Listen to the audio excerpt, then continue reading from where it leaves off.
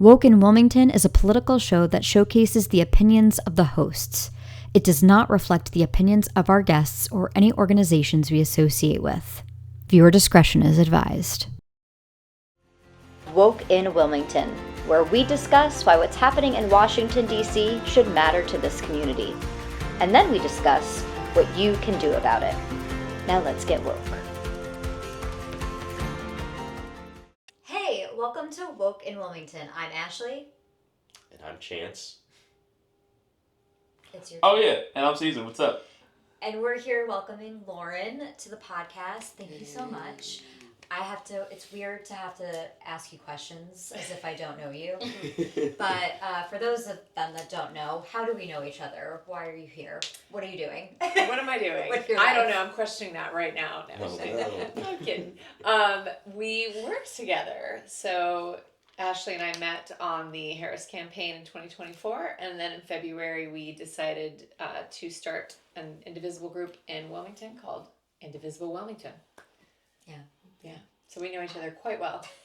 How has that been working out for you so far? It's been work, but it's been great. Yeah, I've just met so many amazing people. I mean, we both have, including these two, that we met at the Where's Rouser Town Hall. Mm-hmm. Worked on some amazing actions and partnered with a lot of just great organizations. And I think that it's a lot easier to find joy these days when you're working with communities rather than if I were just sitting at home watching the news. Yeah. Most definitely. Yeah, you're so right.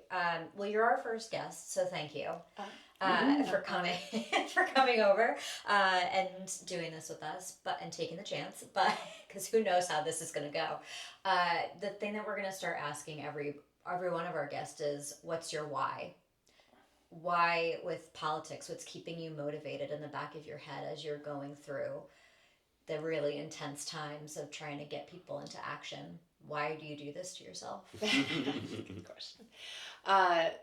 So many whys, but I think that the overarching one is fighting the authoritarian regime and all that means. You know, we saw it in the first term, and it's been building before that. And then just knowing what was on the horizon with Trump and Project 2025 and the Christian nationalists and MAGA, you know, and so here it is, we're in it, and there's really no choice but to fight. And so that's really my main why. That's what keeps me going. Yeah. Love that. Yeah.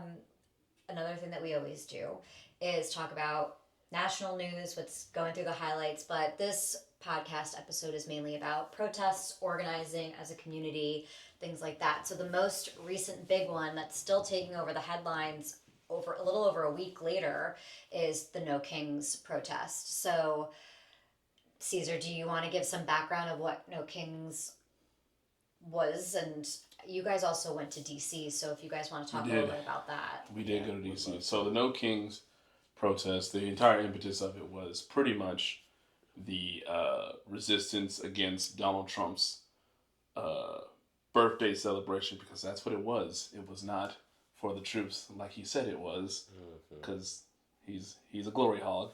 But no, it was pretty much us being like, hey, listen, like this is not supposed to be your day. You've been doing nothing but like pretty much defying the courts, making your own rules up as they go. You've pretty much thrown the Constitution out the window, and you've positioned yourself to be seen and obeyed as if you are a king. And last time we checked, we got rid of our last king 250 years ago. So that was the motivation of, yes, it's this thing called the Revolutionary War. It's a great movie. Like I don't know, have you ever watched what's the Patriot? Yeah, it's a great movie. Yes. Yeah. Mel Gibson saved us from King George. But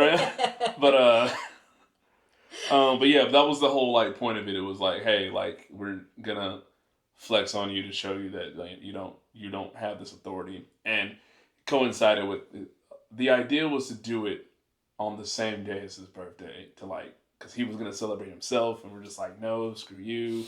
And then, you know, as we got closer and closer to the date, that's when the things that happened in other protests in LA happened, and the fear mongering campaign on both sides started to drum up. The media did not do anyone any favors. And so there was a lot of fear stoked up when it comes to where we protest and how we protest it.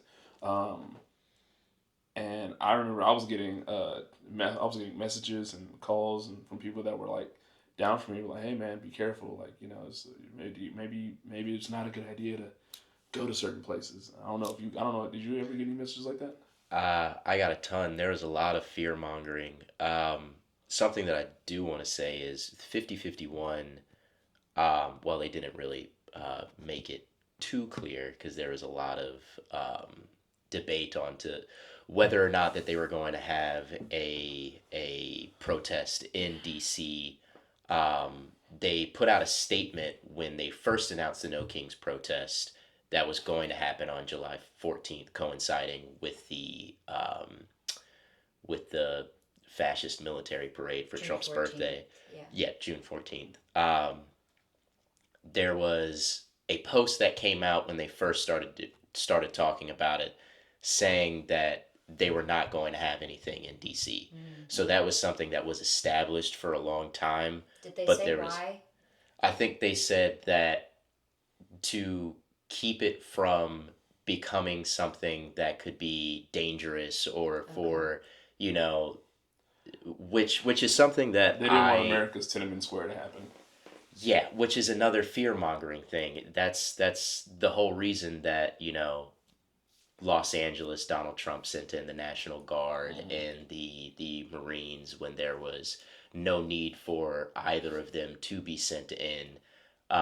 It was all a ploy to manufacture a big problem that wasn't actually there to justify, you know, more overreach, more consolidation of power.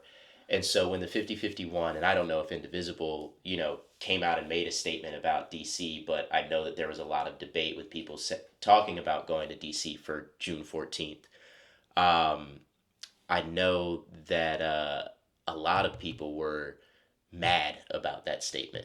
And to be honest, I was one of them. I was very disappointed in the fact that there wasn't going to be an active, like, big organization coming out like 5051 that has been organizing a lot of the main protests.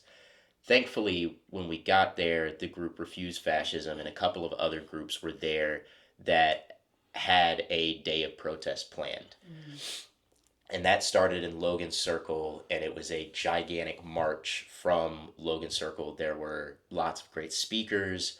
There was music. There was a band. There was a giant, I don't know, couple thousand people who marched down the streets from Logan Circle to Lafayette Square in front of the White House, where more speeches happened. I spoke in front of the White House there, and there was Associated Press was there, NPR was there, there was international news that was there. MSNBC was there. MSNBC was You were there. on MSNBC. I was on Yeah, MSNBC. he was on all and of them. Time. Because they asked, Time had people out there. Like, I'm on their Time YouTube channel. It's they like crazy. asked I was all flipping- I veterans almost to called my come mama. up and yeah. So they asked all veterans to come up and hold the front of the protests and hold the banners and everything at the front of the protest. So Caesar, being a veteran, volunteered for that, and he ended up being right dab in the middle. Yeah. So me and all the rest of the people who were holding cameras during this entire march, like, we're all walking backwards, and it's like 40 different people who are, you know, of official mainstream media and independent media and everything, who were filming walking backwards the entire time as the protests move forward. And a big sentiment around that day, not only, you know, acting in opposition to the Trump's birthday and, you know, everything that was going on, but a big sentiment is that everybody there was wishing that 5051 had called for a day of protest in DC, because all the fear mongering, nothing happened. It was peaceful. It was very well organized. It's pretty it chill. was yeah, chill. It was very incredible. And then after the fact, we went over to the parade and to the birthday celebration, and it was dead. On our way over there was a food festival that was happening, and they were banking on the fact that there was going to be a lot of people from the parade. And as we were walking to the parade, they were all closing down, and they were like, "There's nobody here. There's no use in staying open and everything." Then we keep walking down the National Mall on the opposite side of the Smithsonian buildings. Excuse me, and there's protesters who have anti-Trump signs who are walking the opposite direction, and we're like, "Where are you going?" And they're like, "There's nothing to protest. There's like, it's dead over there. We thought there was going to be a crowd and like, and everything. He's like, it's dead over there." So we're walking towards the parade to see the turnout. Oh yeah, there are no people here. No Wisconsin. Wait, like no one showed up? Well, very few people showed up, so it's a waste of time right now for us. Okay. Yeah. Sounds good. Thank you. Have a great one. Well, you heard it there first, guys. Barely anybody showed up. Wow. Damn. We're gonna ask more vendors to get a little bit more eyewitnesses. Okay, so wait, did y'all see anything down there? Like, we're making our way down there. They said we found out this is a different area, but they said it's a waste of time over here. So y'all just came back from all the way down there, We right? just came from down there. It's fucking dead. There's nobody here. We found more people with us than people that were like here for Trump's thing. I love Jeez. It's fucking fantastic. You gotta be kidding. Okay. Thank y'all so Take much. it Y'all have a easy. great Have a one. great Stay day. safe. Wow. All right, all that's not even for the parade. That's for something else.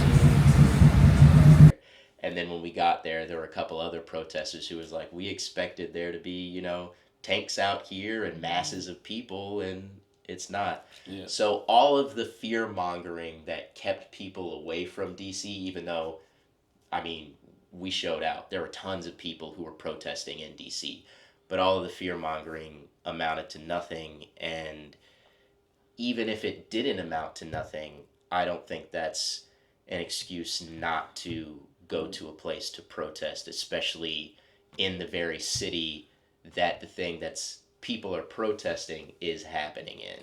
Yeah. So I mean, we did the opposite kind of what you did. Not opposite, but we approached it differently of being more local. And I'm so glad that we did, and we can get more into that. But do you have an understanding of what Indivisible's response as an organization of why they went to, because they did a different city as their headquarters set up, right, for this protest? Yeah, so I don't have a ton of insight, but I can say that when they first, when there was they have weekly and monthly calls with Ezra and Leah, the founders of Indivisible, and before they even announced June 14th, so this might have been in April or May, they talked about the possibility of doing it that day, and that it would not be in DC. So I do know that before it was even announced, that was the plan. And my guess is that 50-51 in partnering with Indivisible, I'm not sure who made the call to not go in DC, but I think that was probably part of the deal, which, at the time, and I have no way to verify this, at the time I thought, okay, it's probably a safety thing, but it's also might be a permit thing. That, if they can't get permits for these masses of people, that they're not going to take that risk as this group of organizations. That was my guess. That makes a lot more sense. But I will say this. We were very busy that day with our event and No King's Day, but I did open up social media sometime that morning or that afternoon, and the one thing I saw was people running to the White House. And I was just like, yes, I'm so glad people showed up in DC. And it was a permanent event too, and from my Okay, understanding cool. talking to them, and then also talking to the May Day movement, who have a continuous permit at Union Station, they say that it's pretty easy to get permits in DC, that the Park Service works in tandem and very well with those who get permits for demonstrations. I had heard, and I'm not sure, now I'm second guessing myself on where I heard this, but that they wanted it to be the focus on an opposition to him rather than the optics of it looking like we were protesting in opposition to our military.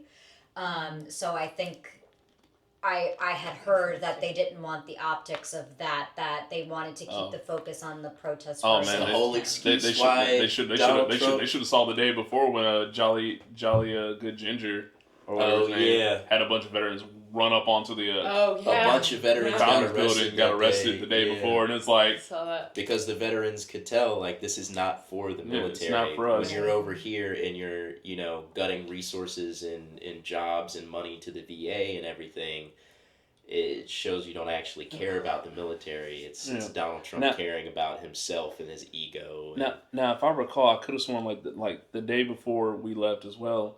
I don't know if it was the leader of Indivisible or the leader of 5051 that was on Midas Touch. They got interviewed for the No Kings protest. I cannot remember. I think it was Ezra. It was Ezra. So yeah, and he's Indivisible, right? Yeah. So it's probably him. He got interviewed and they were talking about it, and I don't remember. I don't remember off the top of my head if he said, or if he even brought it up that they were not protesting in D.C.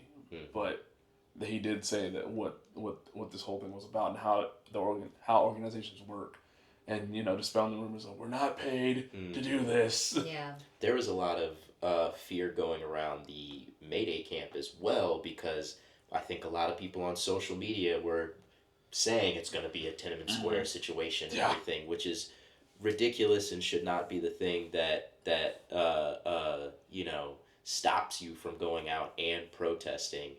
But there are people from the Mayday movement, like Dave, who came out and saw the back half of that protest and was like, man, we didn't come out here because of the fear mongering, and now I wish we had worked more in tandem to come out here because it seemed so organized and peaceful, and all of the speakers were awesome and everything. So It seems like whatever they thought was going to DC was going to the more local things. Maybe that's where the resources were, because they knew that's where they were all happening. But so let's get onto the more local level of what happened for our protest. Give as an exciting day. That was great. So, am I allowed to say where we are right now? Yeah. Oh, okay. We're in Brunswick County right now. And Brunswick County is, as a lot of you probably know, a red county, just over the bridge from Wilmington. And we decided that, with a lot of our members being located here, that we would have a protest in Leland and give people an opportunity to just come, a few miles from where they live, and also just reach the folks that are driving up and down Route 17, as opposed to the people who are going through downtown Wilmington, where there was another really big protest scheduled that day. So it was very successful. The uptick in RSVPs that we had just in the last week was we doubled in just that last week. In response to LA, I'm assuming. Yeah. Probably, yeah. And also, I think souped up marketing from the organizers. They were really doing a hard push. nice. Yeah. Yeah. So, but yeah, I think definitely response to LA. So we had, the conservative side, 450 people, but it really seemed like 600. And that was just in Leland. Just right? in Leland. And then, of course, across the bridge, there's 4,000 to 5,000 in Wilmington. And I want to just can I make the joke that I always make about yeah. or I steal this joke from a woman named Kim, and she knows that I steal this from her, but to give people context of Leland, the joke is they are so right you can't even make a left-hand turn.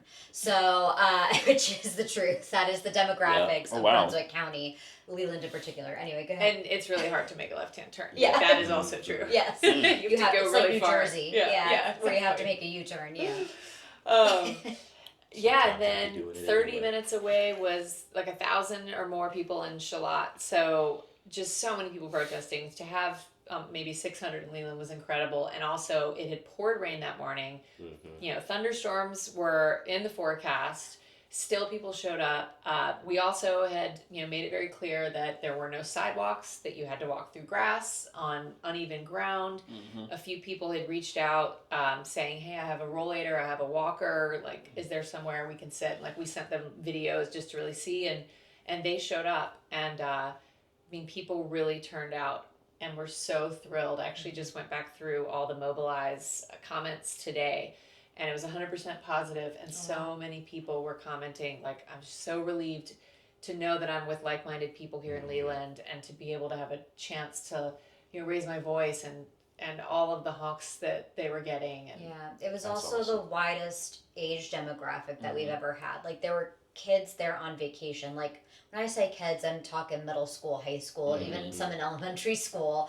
And this one group of, I'm guessing, high schoolers they were like, yeah, we're on vacation here from Colorado, and this is our first time going to something like this. And I went and I was at the welcome tent, but I just wanted to see what it looked like, and I got very emotional walking down because it took up a big chunk of the highway on the side. And I was walking through and I saw them and I was like, hey, checking in, are you guys all right? And they're like, this is amazing. So it was really incredible to do it. And again, in Wilmington, there were 45 to 500 to 5,000 people. That's unheard beautiful of. to see Yeah. because I was getting so many like Snapchats and texts from people just sending me videos of the protests and everything, and then sending me videos of the protest in the middle of the rain. And the exact, like, it's like nobody left. Everybody was standing strong, staying out there, seeing both sides of the street just completely packed. It was incredible. It gave, even though we were in DC and we were part of an amazing protest in March, I still had FOMO from what was going on here, which is why, like, I don't know if I'll be back in DC for July 4th. I think that'll be a game time decision, but for the next, like, actual day of protest here, I would like to stay here for it. Yeah. That also, like, there was also the protest that happened in Surf City. Oh yeah, Our that neck is of the something that I woods. never, growing up around that area, that is something that I never thought I would ever see. Yeah, I'm also gonna put like clips of all these different protests that we're talking about here in our neck of the woods on the screen. And do Leland too, Yeah. please. Yeah, just Do send, ours send, too. send me the Oh, Leland yeah. footage. We already got it. Yeah, we already got it. But no, like I had friends sending me photos and videos of what was going on because like it was funny because so we have a page that's like for all the business owners and stuff like that to say what's going on in town. People were putting up the No Kings advertisement. And they were saying, hey, you can't put that up here because it's not a business related thing. Not that we don't like, we support everyone's right to protest. Just like this page has a specific purpose. So, and I was sitting there like, I don't think enough people would even do that here. Like, what are you talking about? And then I discovered there's like I think it's the Democratic Women's of Pender County and Hanover County. I can't remember if I'm saying the name right. But they were the ones sharing it and they were the ones putting it on. And then I'm like, really? Okay, let's see how I go. And then finally, the Search City announced that they gave the permit out, and they put it all over Facebook. I'm like, oh, they did it. Yeah. Okay, and then you had like people. There was a mixed response, which it was way more positive than I thought it was gonna be. Well, didn't the Proud Boys come out to that too? There were And people just, that like, dressed walked up. around? I would say, yeah, they just walked around. Like even my friend was like, yeah, they showed up and they kind of just had conversations. Well, we can go deeper into that as far as how that does for organizing. But I'm curious, Lauren, to hear your perspective on the importance of, because we can go into the arguments of when to go to Wilmington versus Raleigh versus the state capital in North Carolina for people that don't know, or DC. And we've done all of it. What do you feel is the value in people going to their super local protests? What's the importance there in your mind? I would say number one is feeling like you're a part of a community, especially if you're new to protesting. It's just kind of like getting that first protest in and seeing what it's about, and also meeting other people. A lot of times there are going to be organizations like ours tabling at these events, or speakers from those events. They're going to be giving you calls to action, things you can do on a local level. So I think that's the most important thing. But I know we all really admire Cliff Cash, or I think we all do. And one thing that he talks about is something that y'all have been really good about, which is that, hey, we also need to get people in DC. So I do think that's really important. But that, one thing that Indivisible's talked about is like, hey, we need to build this movement and kind of build our muscle. Now we don't have forever in times of the essence, but the more people can go locally, then hopefully we're building a movement where when it's really time, we can all just descend on DC. I think that's very important. That Descend should be what on we're DC peacefully. Peacefully. Let's not Yes. scare the audience. That's what But we descend on DC. should be Peacefully. moving towards. We should definitely have a day of protest that stresses the need for as many people as possible to mobilize to I DC. imagine we're building up to that for midterms. Yeah. That's what I could see happening. I cannot tell you how many times when we started doing videos and I started posting them on my Facebook, the amount of people that were coming out and being like, I felt so alone in our community because I didn't feel that anyone else thought like me. But to see us doing the videos we were doing, people were like, okay, these guys here, we're not by ourselves. And I think that was a big thing on like when they had the protests in Surf City. It was just like this many people showed up. It wasn't a lot of people. Like it was a lot, but it wasn't a lot. Like I think it was less than your area, but it was still like it was enough people to show up to show that these people are here, and that whoever is watching the news and feeling that they can't go outside because they feel like they're gonna get judged or anything like that, like they know that they're not alone. And I think what you said earlier, that's ultimately the perfect perfect result. It's like letting people know, hey, you are not the only one that's feeling like this. You are not the only one that has to deal with this and doesn't like what's going on. There's a community here for you, and it's open and it's free and it's safe.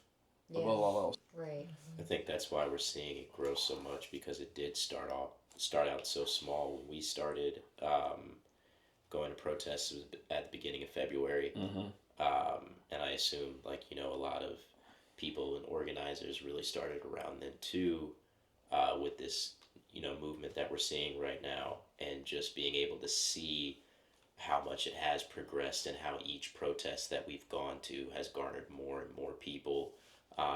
It definitely gives hope. It definitely shows that the movement obviously is growing when we move from 5 million people nationwide for the hands off to 13 million people nationwide for the No Kings. That's the evidence right there that it's growing and that it means something. It's like a 2-month difference. That's a 2-month difference. It's like. So for you, because you oversee that for our group, you are the one that organizes all this stuff, and there are other groups that are like, hey, do you want to just come help us out? And then you become like the area expert on how to throw these protests. And I think you are so good at it because, as I know you, you're very meticulous and detail oriented, and I think your perfectionism is like good for this stuff, and it really shines through. Thank you. So, of course, is that what has made you want to do protests in particular when we were delegating roles and responsibilities of what we were going to do for the chapter? Did you also feel that was where your strengths were going to lie? I definitely. I think, I have a background I still work in the music business. And so I've worked on so many different tours and festivals, and even though there are obviously a lot of differences between You guys are hiring? What's that? So you guys hiring? In Nashville. But yeah, there are a lot of similarities between, how am I going to plan this event, and looking at everything that goes into it, and security being one of those things, crowd control, and also with just both of our backgrounds in production and marketing and all of these different skills. Certainly volunteer coordinating is something that I've done in a lot of different events that I've worked. So I think that those skills translate. And I think what the beautiful thing is about that is that it doesn't matter what skill set you have. You can use that in the movement. There's so many different roles and so many different ways you can add value to the movement. And I just happened to find that one for me. So what are the biggest things that you're always needing volunteers for? Really, okay, so we definitely need more peace monitors. And that's people to get trained in de-escalation. And really, that would be a number one thing that I think anyone who's going to protest should do, is to take an online de-escalation training.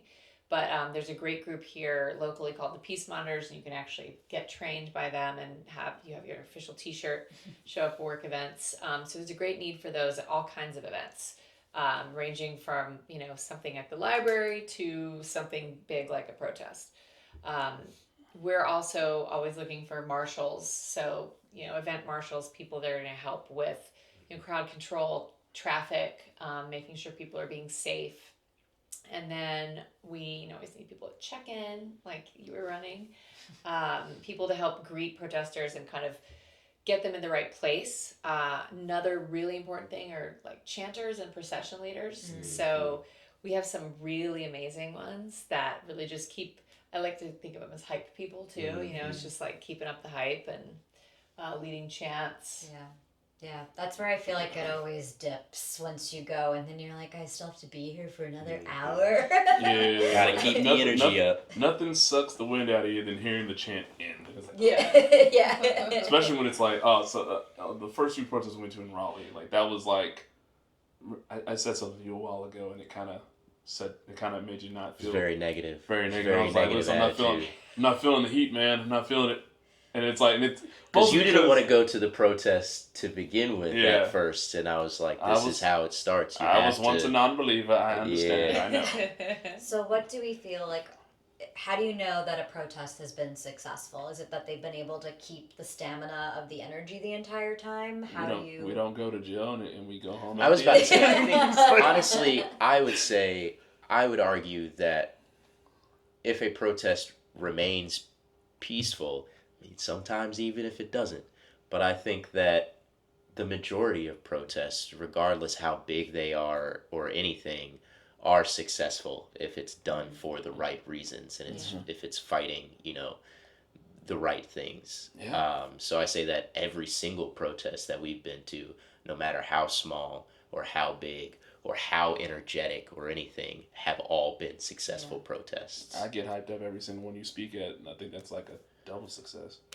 Yeah, I mean, that's nice to be able to put it my out, thoughts yeah. out there and everything like that, which I hope to continue to do that. I'd like to speak at one in Wilmington at some point, because Is this you making your plug to the Indivisible Wilmington I mean, folks? hey, if I secretly you have your need any Che Guevara. speakers, I can fill that secretly, role. Like I secretly have your Che Guevara t-shirts waiting for. It's like it's gonna stab his face on there. It's like with the hat. It's like you know how many like teenagers like 10 years from now are gonna be rocking that thing. But like fight the power.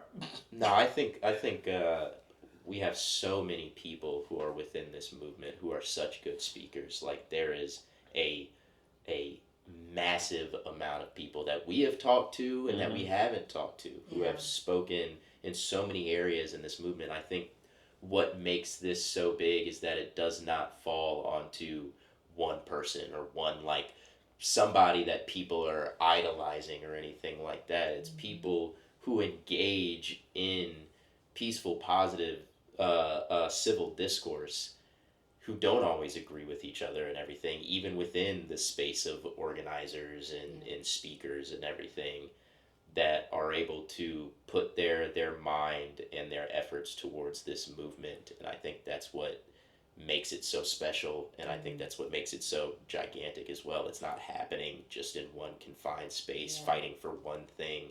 It is like a revolution, but it is one that is a lot of different people involved.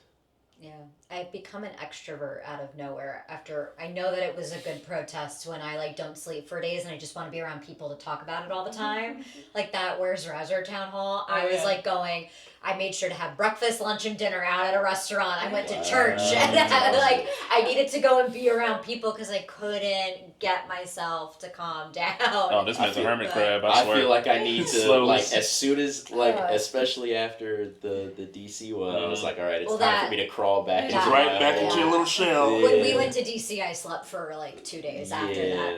Yeah. That was a lot. But That takes everything. you have out a of me. different metric that you're measuring all of this with. So how are you walking away feeling like it was a good day? I agree with Chance if it remained peaceful. Yeah. And I think, I feel like all of our events have been really successful, but Yeah. I think particularly the Snow Kings Day, I almost felt like was the most successful because so many people were grateful for the opportunity and also said that we were so well organized. Yeah. That's And it was a challenge, like we overcame a lot of challenges. And so in a way, I think that those are, to me, more successful is when you have to pivot last minute like we did with parking, or when you have inclement weather and you have to make a tough decision like we did, which was to end the protest early because of lightning. But I think because the outcome was that everyone who went had a really good experience, which means, a lot of the people said, I can't wait to the next one. This was my first. And so that's successful because, like you were saying, no matter how small an event is, you don't know how many of those people are going to walk away and do something positive in their community, or who are going to make sure to go to the next one. Like, it's almost like training. It's like keeping that vibe up, staying engaged, and like going to these events. I was going to say, tell me this is a weird fear for me to have, but is it weird that sometimes I feel like when I hear things like, oh, this is my first one, I can't wait to go to the next one, I'm like, I don't know, maybe this is my militaristic side kicking in, where it's just like, I'm glad you had a great time. We're not here to have a great time. But I think it's still important. Like, we're here with a purpose. I don't think there's purpose. anything wrong in understanding that, sharing that fellowship and that community with like-minded people and being able to come out and feel like that safety that you. I don't think there's anything wrong with having a good time. Yeah, no, I don't think there's anything wrong It's with also, they felt like they important. spread the word. Like, they were like, oh my God, people were honking their horns. They're receiving the message. It's getting out there. Like, I just have this time. weird, like, deep-seated fear of, like, I don't want kids treating this like it's a Coachella visit. It's like, no, like, we're out here for a purpose. But I think it's it. I think like, it's don't be an important activist for the. Don't be an activist for the likes. Right. You know what I'm saying? I Like, agree don't be an activist I for... agree with that, but there are going to be people like that, and I'm like, that's more, the more the merrier. There's going to be people who have different, outlooks and reasons for coming out and everything like that, but I do think that even without the dire situation that we are in, that begs for us to be very serious about what's going on and to understand the nuance and complexities of what's going on and treat it with the seriousness that it deserves. I think that protests can be enjoyable because not only is it working against those things, it's cultivating better relationships within the community, and that's at the end of the day, that's what's the most important. That's fostering a world where we can enjoy things together, and I think it's kind of working against the divisiveness that's been building up for so long. I think because I'm reminded of Don't Look Up and like Ariana Grande's role in that movie, where it's just like, oh, here's the pop star who's like down for the cause, but it's like really just for their own reasons and stuff like that. It's but like, at the end of the day, it works, even if that's the case, that's still important.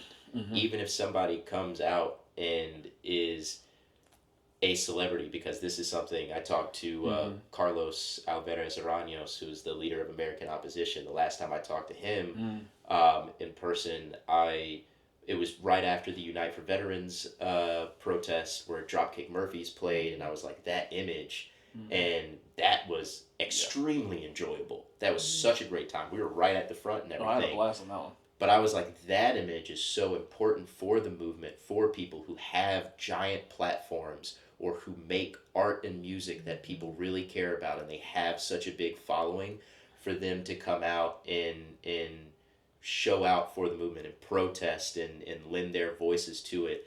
That just, that galvanizes our base. That's very important to have celebrities come out. I always hope it's for the right reasons, but even if it's, we got somebody that's Bruce Banner. Even if we have people that are hopping on the fad train, if that's the way that they see it, that still helps us at the end, and then we can educate those people on the importance of why we're doing it as well. Yeah, how did you feel seeing Bill Clinton show up? I mean, did John not see that photo? Yeah, or the video of Bill Clinton was at one of the Neo Kings protests. I mean, he did the traditional Bill Clinton walking like it's his first time in a balloon festival, while just he had his mouth open. And I'm sitting there like, was this really at the protest, or was this like they filmed him walking somewhere, and then someone just said, yeah, he's at the protest. I'm like, but regardless, those images help. Those I was images do help. gonna ask you, like, on the day of protests, since you are the organizer and everything, if we're talking about enjoying a protest, or not even enjoying it, but taking in what's going on, do you feel like you have the time to do that, or are you like running around trying to regulate everything the entire time? Is it very stressful on the day of? It is very stressful on the day of. I would assume so. Yeah, and I have not really had time to see much of anything. Luckily, Ashley walked through the last one and videoed, and I about cried when I saw it the next day because I hadn't had a chance to walk through and see how far the crowd went and to see all the signs, and so that was just overjoyed. But yeah, I think usually it's going to be pretty hectic because there's always something going on, Right. you know. But it's okay. It's worth it. Are you in need of Yeah. people to take more responsibilities within that to make like the load lighter for you? Definitely. Okay. Yeah. Yeah. Mm-hmm. I figured. Okay. Absolutely. When I asked you email to us. hire, I was talking We're about that. recruiting. Are you willing to give up Talking about going the to music- DC talking for about the some of music these things? Well, I think that's But- definitely what we want to do because I've always said like I want to be able to get more involved in the community. I know you want to do the same, and I think that sometimes that kind of combats with what we are doing with trying to chase the story that's going on because we are making a documentary and everything, and we do want to elevate the voices who are doing a lot of really big things, but it is still centered around us and from our point of view because we can't do it from everybody's point of view, so it has to be through our own lens. And I think that it is important that we start having a bigger role within the community. One of the reasons why we started doing the podcast with you and everything. So I think going forward, we're still going to try to get out of DC for a couple of them, but going forward, I think we're going to focus more on the community here.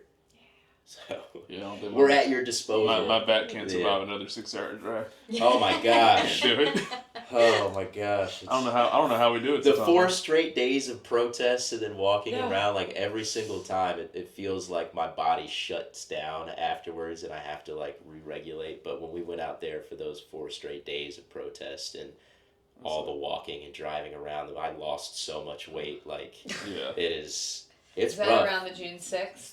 Yeah. Yeah. It's The done. June It's done. 6th, It's done the great. veterans one. It's been great for my figure, but still, it's like like I got out the military to stop marching everywhere. That is a good point. It's like- Protesting is great exercise. Yeah. For those at home. Have Especially like when we're in DC and we're going to everybody's having different protests around the city and we're walking all over the Chance place. gives you the wrong address of where to go, so Okay. you gotta walk in the other direction. All right, I thought we were going to the other Heritage Foundation building that was actually open that day. Yeah. But, yeah.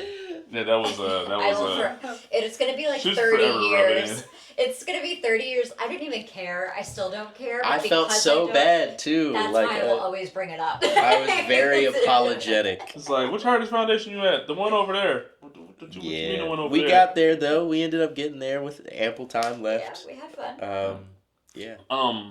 So for you two, since there's a lot of questions that I get, people have this argument about, are the protests organic? Are they organized? Like, Are we paid? Are we paid? We're not paid. And stuff We're like but that. spending our own personal money Yeah, to do in these fact, things. I'm going into debt over it. Yeah. But yeah, it's, I've been going into debt for your Jeez. freedom. Anyway, but if you want to like go into basically a rough breakdown on what it takes to organize a demonstration such as what we've been seeing. Sure. So, I mean, it just kind of depends, but let's talk about the big ones. So usually we get a call to action from Indivisible, and they've partnered with all these organizations like 5051, and they provide like tons of resources. So they'll have like a toolkit, which is going to have kind of the outline of all the different, the main objective, and then different possibilities of what you could do, whether it's a march or rally or a sit-in. And then they'll also have all these like safety tips. They'll have a press kit. They'll have a social media kit. So they provide you with a lot of these resources, and then it's pretty much kind of up to you and your group to decide what to do. And so a lot of the times we're working with other organizations, so it's getting with those leaders and kind of figuring out a game plan and kind of dividing up responsibilities, or like, okay, I'm going to ask these speakers and you're going to ask these speakers, and oh, we actually need speakers as in audio, so who's going to do that? And so there are just so many different facets that could go into it. Just like for a march, for instance, we worked with a great local group called Indivisible Action, Southeast North Carolina, and they went and like scoped out these different march routes for the May Day rally. And so then it's just kind of deciding, okay, like what's the safest, which ones do we choose? And then you gotta get a permit. You don't always need a permit, but in our case, because we were using audio, we needed to have a permit. So let's see, that all goes into just like kind of build up, and then there's, you know, getting a mobilized event going, and communication is really important there because that's one thing that we really nailed is like keeping our attendees aware of like parking suggestions or if there are any changes. Now, is there any like communication between local law enforcement? Anything Well, that goes do we into want those? to go into safety and what goes into making those decisions for these events, because it's different tiers and different layers. Yeah. Do you want to? Because we had an interesting one for No Kings. Well, I do want to say one other thing, if that's okay, about what we were just talking about. Social media is super important in getting the word out, because if you don't have people go, then you know, what's the point? And so we partnered with a group called Wokeinilm Action Network, and one of their leaders is just like a total social media whiz, and that has been so helpful, and I think was a big reason that we had a lot of young people at the Leland rally. So that's another really key piece. Okay, safety. Yeah. Safety. What makes you decide to talk to peace monitors versus it escalating from there? Because I know people have a lot of really strong opinions, and on the left side of the aisle, very passionate feelings about when law enforcement should be spoken to, and maybe it differs from our personal beliefs to what happens when you have to be a leader. So how do you process those decisions on your end? Yeah. Well, the first thing is that if you're having to get a permit, you're filing that, and most likely the police are aware that you're having an event. So unless you're doing like a pop-up protest, like we also participated in, where we don't tell anyone and we just show up, you know, if it's going to be like a bigger thing and you've got to get a permit, then they're going to know about it. But the first step is to reach out to the peace monitors and hope that they can staff and send you a lot of people to be there to be able to de-escalate any situation that might arise without having to get law enforcement involved. Keeping it very general, for all of our events, we do everything through the legal route, which means police are inevitably notified. We do know that the police naturally cause an escalation because it makes people anxious. So we do everything we can to avoid a police presence so that people can feel safe in their protesting. With No Kings and the escalation that was and threats that were made not only for our protest but around the country, the police requested and wanted to work with us in making sure our protesters felt as safe as possible. And we did get some backlash for that, but we have since spoken with other community leaders and spoken with Indivisible and gotten guidance on how do we do it better next time. And I can speak to the feedback I got on the day of, which is every single person said, thank you for being willing to work with the cops. And I could say that there were people that were planning, and I can bring up the other example, people were planning on attending. Only one person got hesitant, and I said, which is true, the police said, we want to protect your constitutional right to protest. And then she immediately calmed down.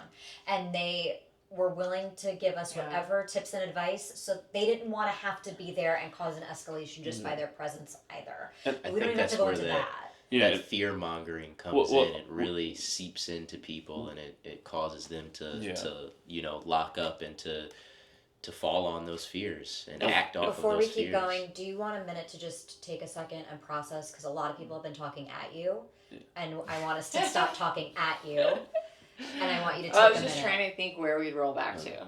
I can take care of that. Don't worry about that. I got you. If you need a minute, you got it. But what was the original question? It was about...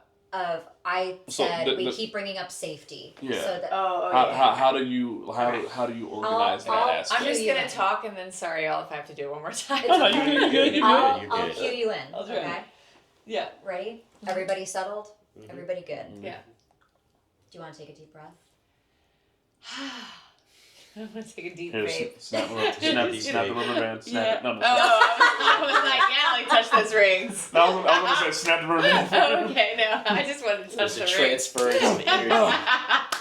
I didn't know what you were doing. I learned this in therapy. Snap the rubber band, but it's not on me. It's not on her. It's on me. She snapped me. I get more peace out of the ring. That was my favorite thing I've ever seen ever, I think. That's going in. That- You just zoom That right made in you onto so old lady like. It was really funny.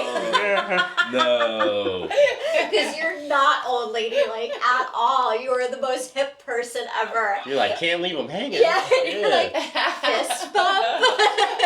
With the fingers dangling? I know you did. That's what made it so good. That's great. Because he wasn't fisting either. I'm like, Yeah, what my is fingers this? were held like Is his this son like or a new man. thing? It's that new limp fist bump. I'm like a raccoon. I'm like, shiny objects. Beautiful. Beautiful ring. Oh man. Okay. Yeah. So, Ready, everybody? I'll keep. okay. Yeah. So we keep bringing up safety. It's the common theme in every topic. So how do you make decisions on providing safety for folks that are coming to protest? Because everybody has a different level of what they're expecting and what they're, what Yeah. safety is to them. So how do you navigate that? So there are a lot of things to consider.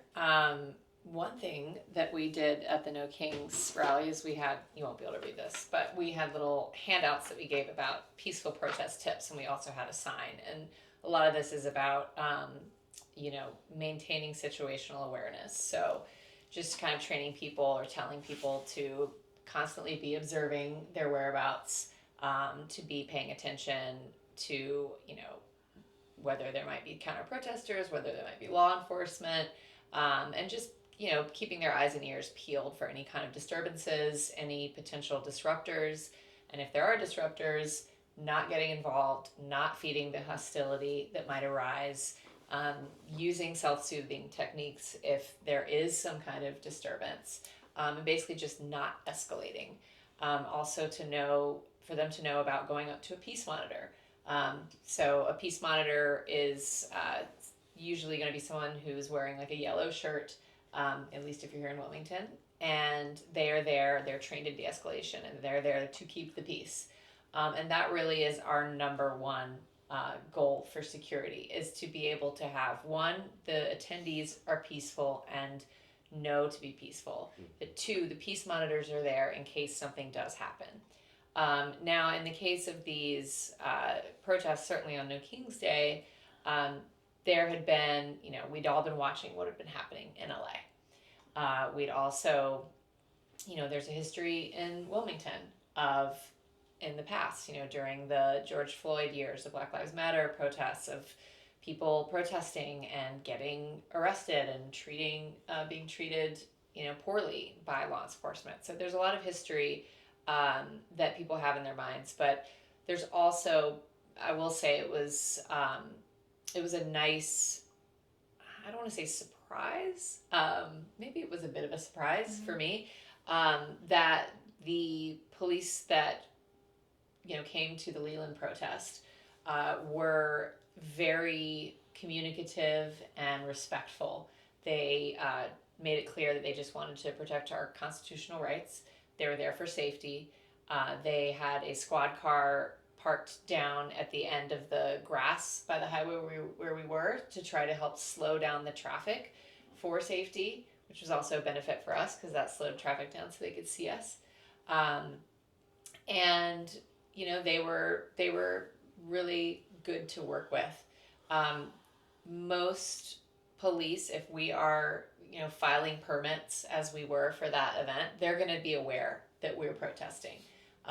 They were receiving counter-protester threats. One of them, told one of our organizers that. So they were concerned about our safety. And luckily for us, it went really smoothly. Now, I know that's not always going to be the case. Hopefully that will be the case in this area. And I think that as organizers, the best thing we can do is to be respectful of the law enforcement officers and communicate with them, and just really advise all the protesters to not engage with the police and leave them be aware of where the police are, but just don't engage with them. And just hope that it continues to be peaceful between that agency and the protesters. Yeah, and it's something that, because I was at the check-in tent for those that were coming to protest, it's something that we knew that people felt very passionately about, and on both sides of the argument. And I did make sure everybody was aware that police is here, that they are here for us. And I used their words that they told me personally, the sheriff did, that they were there to protect our constitutional rights. So I said, and it was a warning of, but the peace monitors are there for you. That's the first step of action. And I think walking people through that. I know I asked you this question. Now I'm answering my own question, but I think that helped of setting expectations for everybody walking in on what are the tiers are and what have the conversations been. Everybody was able to come in, and granted, again, I'm going to acknowledge my privilege of I'm a white woman and I am aware that yes, I have I have privilege in how I'm having these conversations with law enforcement, and using it to our advantage, but also being mindful of what a privilege that is. When you guys are going to protests, how does that impact your thought process when you're entering that space? So you weren't expecting that question, were you? I'm sorry. I mean, no, it's fine. I will say that every single protest that we've gone to, the police have treated us with respect, so we've treated them with respect. That it's been peaceful, that they have kept the peace. I know that in some areas they have talked to, police officers that agree with what we're doing and everything like that. I think that regardless, if you're getting a permitted, like you said, if you're doing a permitted protest, the police are going to know either way. So you should be getting ahead of it and trying to cultivate a better relationship to get them on your side instead of whatever the alternative would be. I will say that when I do see a sea of police officers, immediately in my mind I think of danger. Immediately in my mind I'm very wary, but I think that comes from a healthy place, and I don't think that wariness should come from a place of fear mongering. Like, you shouldn't not go to a protest just because there's going to be police there, or there's going to be counter protesters there. If you disagree with anything that's going to be there, go there in spite of that, but the last thing we should be doing is trying to fan the flames of violence or violent opposition, or any type of discourse like that. We should try to come together, and if people are in those roles of law enforcement, speak to them and try to get them to understand, even if they don't already understand, because I'm sure there's a ton of law enforcement that disagree just the same with what's going on in this country, because they are people. If you do have somebody that you see there, talk to them about what's going on, pick their brain, try to find common ground in some way. So every single run-in that we've had with law enforcement officers has been peaceful, has been respectful, but I think that having that healthy wariness is still good to have. I had this, and this might be another one of my isms, but anytime I go to like a large gathering where there is going to be law enforcement and there is this contention in the air, I am always on high alert.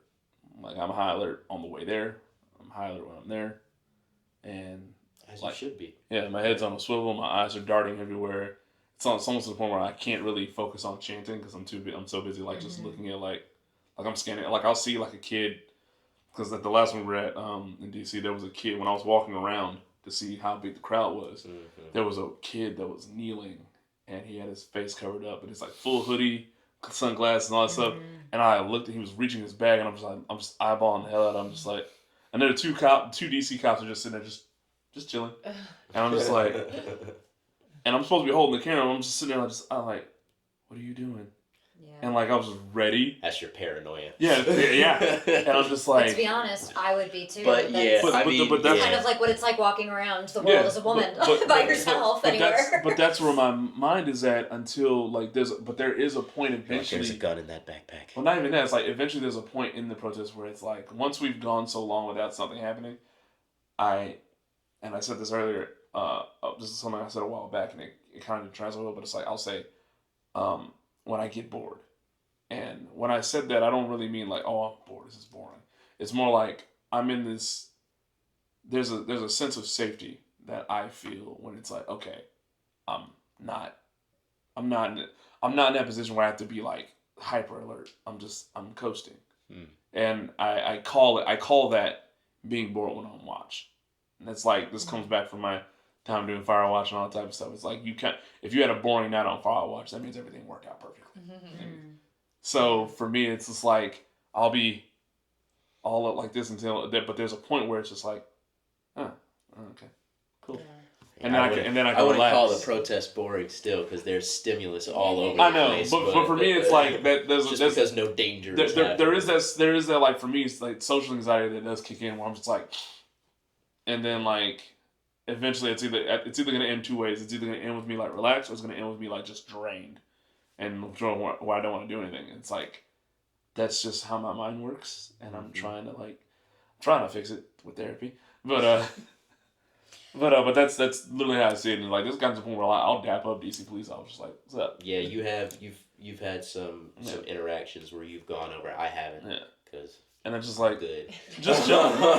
There was one time we went to the Heritage Foundation and there was that guy dressed up in the Navy Doge get up interviewing people, and like cops like walked him like literally. Those cops did walk him away and everything. It was role reversal where they circled the white dude and escorted the white guy off the premises. Yeah. And that was great. That was an amazing thing to see. And I think for more to your point and everything, when those counter protesters do come out, don't engage with them. Yeah. Like I know people want to either, admonish them and everything and ridicule them. There's a place for that. Or to go and try to reach across the aisle, and there's a place for that too. These counter protesters are not there for that. They're there to. They're looking for sound bites. Cause a fuss. They're there for sound bites. They are there to try to. It's that guy with the puppet that's always showing up. I'm like, who's that guy with the puppet? They're out there to try to justify anything for their audience. Don't engage with them at all. Ice them out completely. That's my philosophy. I am really big on if somebody out there is coming like that, unless you're one of those people who does have a platform that counters people like that, if you're just a regular protester, a regular person, do not let your emotions get the better of them to give them a soundbite. Ice them out completely and let them know that they're wasting their time being there opposing what people are doing. And this is a part of doing de-escalation training, whether you want to be a peace monitor or not. But also, I feel like it's important for people, if the cops are present, that they know their rights. So do you want to talk through know your rights for a protest? Yes. So the ACLU has a great little know your rights cards that we also hand out at the protests. And so the basic ones are that you actually don't need a permit to protest in a lot of places, like on a public sidewalk. You just can't be blocking people from walking on the sidewalks or entry in and out of a door. So again, like we said earlier, if you're going to do like a big rally with 1,000 people and have a sound system, you're probably going to need a permit for that. We actually had the cops come to one of our rallies in May because it turned out we were with some other groups holding a rally on private property, which we didn't realize. And so they came in and we had like a full sound system and everything. So anyway, sometimes even when you think you have a permit, you don't. But a lot of places that we're protesting, like I'm guessing that you know, I know you said in DC that y'all had permits, but I actually used to live at Logan Circle. And I wonder if because that was public, like that whole way marching, I mean, you don't need a permit just to march on the We actually had police escort. Yeah, police too, escort. the entire time. Yeah, it was like we had like a whole. It was a police SUV that was guiding the entire march the entire time and navigating us through the streets and everything. So Yeah, amazing. Like they pretty much rolled out the red carpet. It was kind of amazing. yeah. Like it was. Yeah, And their own peacekeepers who were within the crowd and before the crowd and within the crowd of media and everything that was walking backwards, they were going around make sure everybody was safe, like tapping on people, like tapping on my shoulder when I was walking backwards and others to make sure we weren't, falling over everything. So DC on the 14th, even though there was a lot of noise saying not go to DC, it was awesome, and they did a great job at organizing, and everybody involved did a great job. The speakers, even the police that were there that were guiding the march too. And when they dispersed us at the end, it was kind of like they were like, "Listen, we had there were multiple plans on how to end the protest, but eventually it was like we're just going to disperse," and the police covered that dispersal all the way up until we got back to Logan Square. So it was like, "All right, cool." But continue on with the protest rights. Oh yeah, Your rights. yeah. Well, y'all definitely know this one because you film a lot of these protests. So you have the right to photograph or film anything in plain view, including police officers. So a good example of this would be if your neighbor was getting kidnapped by ICE and you approach and start filming and they tell you that you can't film them, that is not true. You have the legal right to do that. So, but I will say the one thing to consider when you are posting video or pictures from protests is just the people that you're putting up online.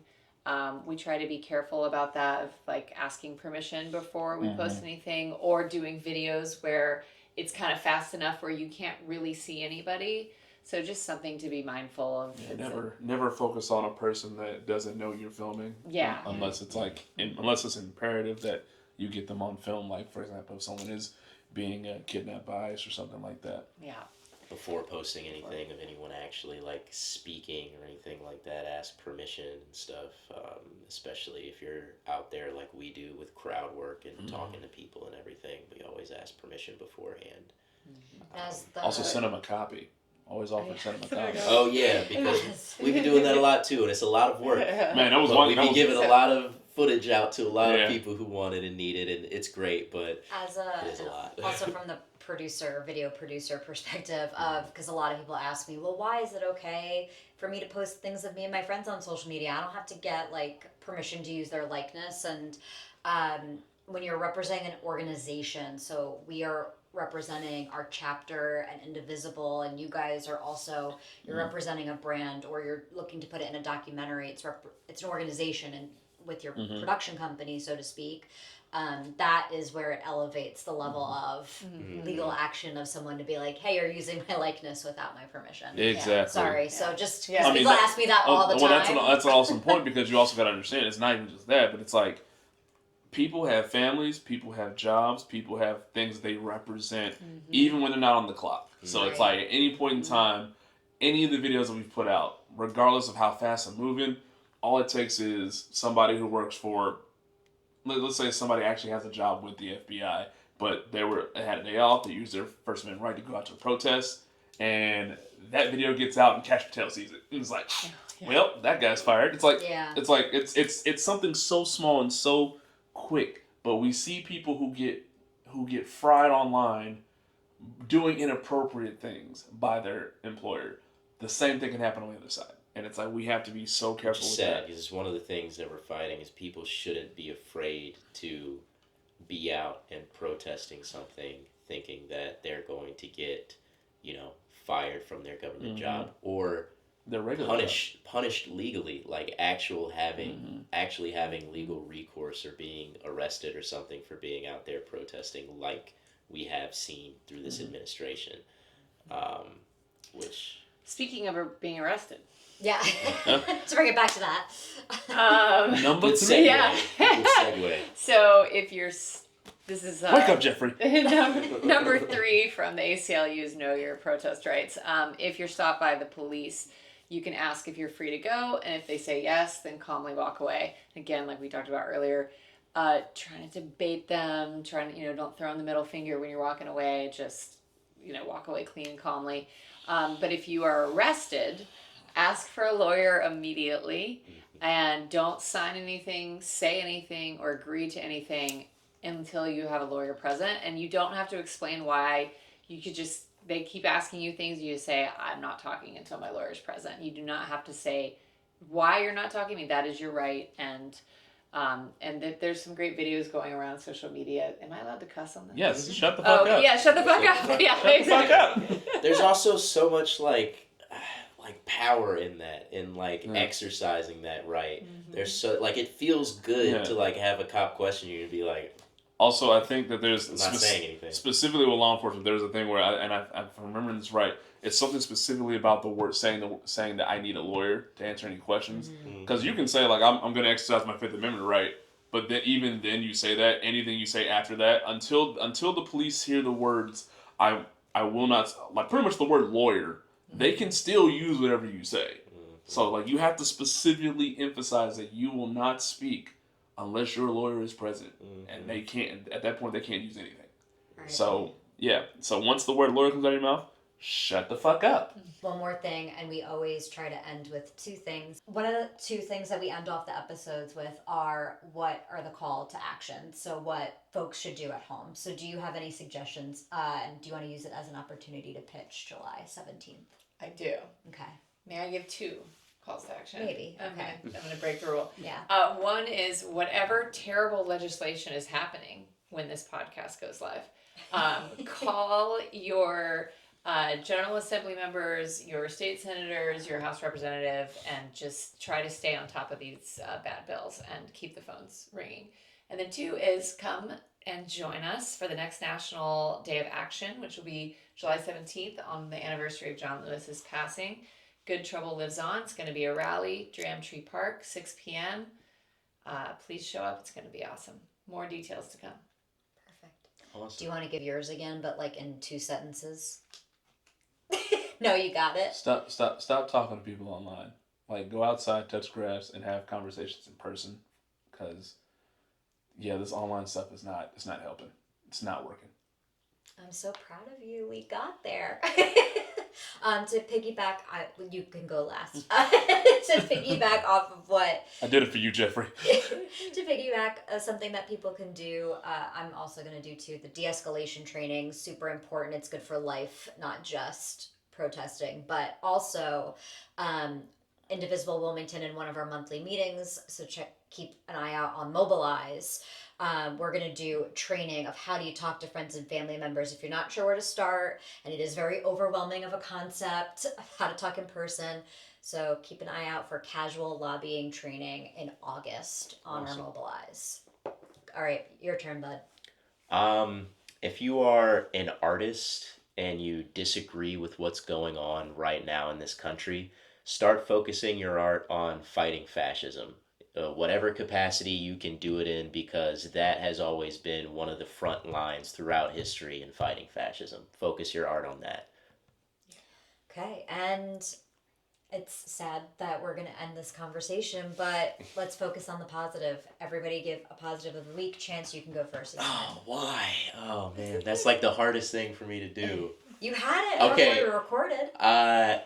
My positive is trying to focus more on positivity. I'm trying to, I do see a lot of hope being cultivated throughout this movement and throughout the culture. I do feel like the tides are beginning to change throughout this culture. I think we're seeing a lot of evidence of it, and I hope that continues, and I will always lend my hand in continuing that. So trying to see things on the brighter side, just overall. I'm so fucking proud of you. All right, chill out. Now you've ruined it.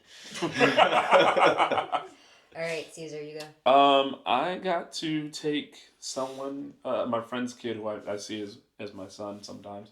I got to take him to see the live-action How to Train Your Dragon movie. Oh, fun. And I got to watch him I got to watch his face light up the same way ours did when we were kids when we saw the original, and I may have cried a little bit. Yeah. And then I took him to Dave & Buster's, which is awesome. Nice. My positive is hearing about, now I have not seen video footage to prove this, but I've heard so much about it. Maybe you guys can confirm this, but I've heard of people out in LA calling themselves the Glitterati and dumping glitter bombs on ICE agents. Oh. Yeah. So that then the ICE agents are, you can't get glitter. I don't know if you've ever worn a lot of glitter in your life. I have.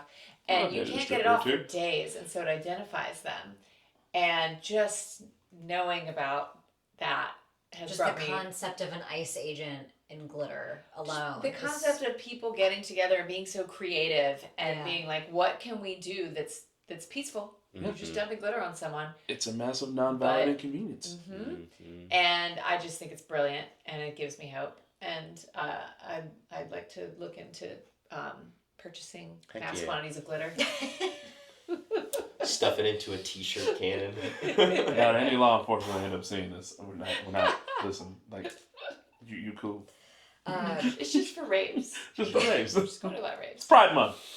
My positive of the week is we had a scheduling snafu, but it meant that we had actual time carved out where we could just hang out together as women. Like, we're usually so goal-oriented when we hang out, and we just met a couple months ago, and now I don't even know. I have to go on a cruise in a couple weeks, and I don't know how I'm going to go a week without speaking to you. Aww. But it was nice to just hang out with you. That was my positive of this week. That was excellent. Glad we feel could bad make now. that. Yes, Finished we it. can facilitate for you. Where the hell was my invite to the cruise? Twin? My Oh my mom gosh. took your spot. Sorry. You can come to Australia with me, though, in January. We did those TikTok dances together and everything. I thought we was tight. I just offered you Australia. When's Australia again? January. Okay. All right, so that's it for this episode. Thank you for listening to us on Woke in Wilmington. Let us know at wokeinilm@gmail.com if there's a topic that you would like to hear about, because we're going to be talking about guns next week, but we want to hear from you guys. And you could follow us on all the socials at wokeinilm or Woke in Wilmington. Anything else, you guys? Nope. See ya. Bye. Thanks for listening to this episode of Woke in Wilmington. Be sure to follow us on Instagram, Facebook, and TikTok. Be sure to subscribe on all podcasting platforms and YouTube. Please feel free to reach out to us at wokeinilm@gmail.com. More information can be found in the notes of this episode. This show is produced by Caesar, Ashley Iadanza, and Chance Meeting. This show is edited by Caesar,